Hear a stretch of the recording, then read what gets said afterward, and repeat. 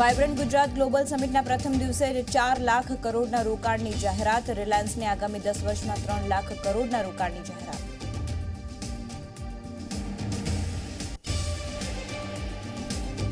માર્ચના પ્રથમ સપ્તાહમાં થઈ શકે છે લોકસભા ચૂંટણીની તારીખોની જાહેરાત. કેટલાક રાજ્યોની વિધાનસભા ચૂંટણી પણ યોજાઈ શકે છે.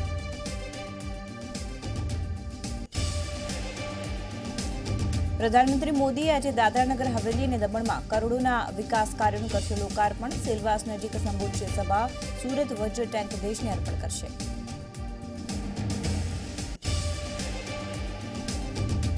હરિયાણાના મુખ્યમંત્રી મનોહરલાલ ખટ્ટર આજે આવશે કેવડિયા કોલોની. સ્ટેચ્યુ ઓફ યુનિટીની લેશે મુલાકાત. હરિયાણા ભવનનું કરશે ભૂમિપૂજન.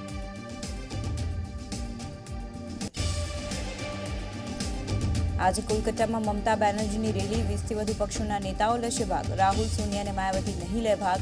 હાર્દિક પટેલ પણ આપશે હાજરી.